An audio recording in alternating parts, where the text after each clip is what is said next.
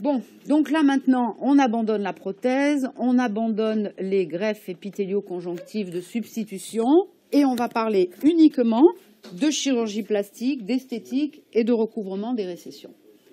Donc, est-ce que toutes les récessions doivent être recouvertes? Non, il y a un certain nombre d'indications. Donc là, je vais essayer de vous donner des principes, que ce soit dans les indications, que ce soit dans les facteurs de prévision du recouvrement, qui vont vous aider à obtenir des résultats optimaux. Et je dois beaucoup de tous ces principes aux Italiens encore, comme en chirurgie préprothétique, et en particulier à Zucchelli et De Santis, qui ont beaucoup écrit sur le sujet et qui ont établi des règles que je trouve quand même très claires.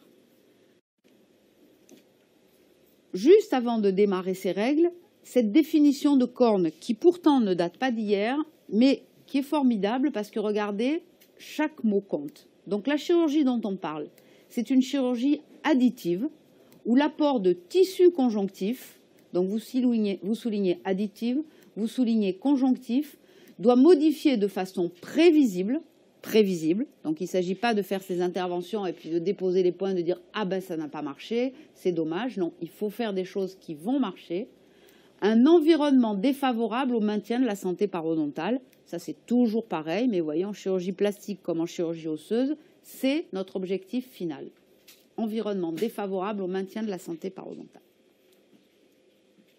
Donc en fait, Korn parlait de toutes les interventions, en parlant de tissu conjonctif. Ça veut dire que quel que soit le type de technique qui est choisi, ce qui compte, c'est le conjonctif.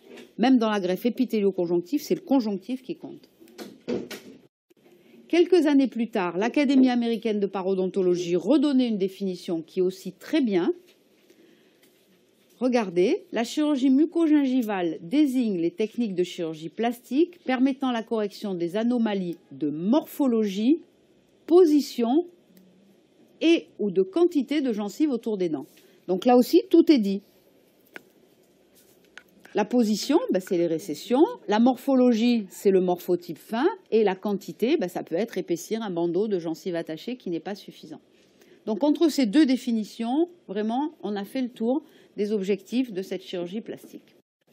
Première indication de recouvrement des récessions, les hypersensibilités dentinaires. Alors, si on travaille par essai progressif, il est évident que sur de petites hypersensibilités, on va d'abord penser aux agents chimiques désensibilisants. Alors, c'est quoi? On va dire, ça va aller de l'Elmex vert professionnel avec cette fameuse technique à l'arginine qui oblitère les tubuli dentinaires, au passage de vernis. Et effectivement, si le patient n'a plus d'hypersensibilité, on peut imaginer qu'on s'arrête là.